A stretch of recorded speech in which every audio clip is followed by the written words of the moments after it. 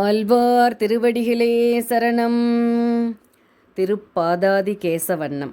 கண்ணனின் திருமேனி அழகை யசோதை பிராட்டி பெரியாழ்வார் தன்னை யசோதையாக பாவித்து பாவனை செய்து கீழ்வரும் பாடல்களை பாடியுள்ளார். சீதக்கடல் உள்ளமுத அன்ன தேவகி கோதைக் குழலால் யசோதைக்கு போத்தந்த பேதைக் குலவி பிடித்து சுவைத்து உண்ணும் பாதக்கமலங்கள் காணீரே பவளவாயீர் வந்து காணீரே. கண்ணனானவன் தன்னுடைய திருவடிகளின் ஒன்றை எடுத்து வாயிலே வைத்து சுவை பார்த்து கொண்டிருந்தான். இதை கண்ட யசோதை மகிழ்ந்து மற்ற பெண்களையும் அழைத்து காட்டுகின்றார்.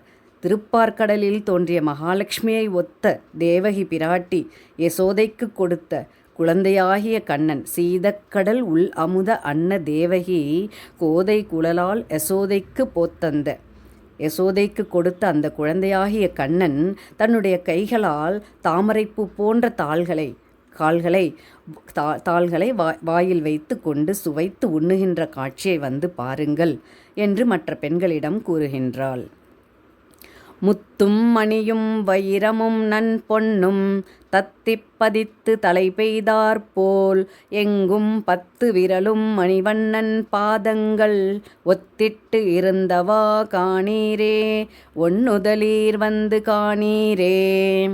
முத்தையும் மாணிக்கத்தையும் வைரத்தினையும் சிறந்த பொன்னையும் மாறி மாறி அழுத்தி சேர்ந்தது போல நீலமணி போன்ற நிறத்தை உடைய கண்ணனுடைய கால்களில் உள்ள 10 விரல்களும் ஒத்திருக்கின்றன. இத்தன்மையை அழகிய நெற்றி உடையவர்களே வந்து பாருங்கள் என்று கூறுகிறாள் யசோதை. பனைத்தோல் இல ஆய்ச்சி பால் பாய்ந்த கொங்கை அனைத்து ஆற உண்டு கிடந்த இப்பிள்ளை இணைக்காலில் வெள்ளித்தலை நின்று இளங்கும் கணைக்கால் இருந்தவா காணீரே காரிகையீர் வந்து காணீரே. கண்ணனின் அழகில் அடுத்ததாக கணைக்காலில் அவர் போட்டிருக்கின்ற வெள்ளி தண்டை வர்ணிக்கிறார்.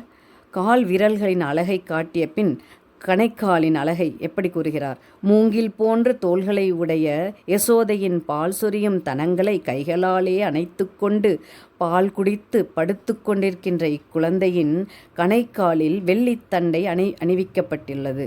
அந்த கணைக்காலில் உள்ள அழகை வந்து பாருங்கள் என்று அழைக்கிறாள் யசோதை. இவ்வாறாக பெரியாழ்வார் வர்ணிக்கிறார் இந்த பாடலில். ஓம் நமோ நாராயணா.